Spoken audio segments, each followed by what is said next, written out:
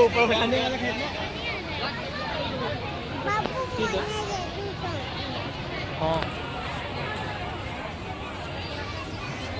नहीं देते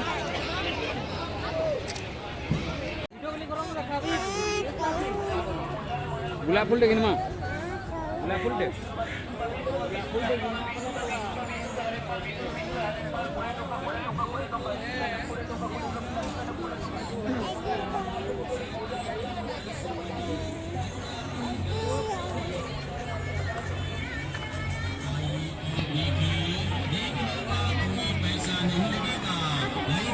अपने मन पसंद का हर माल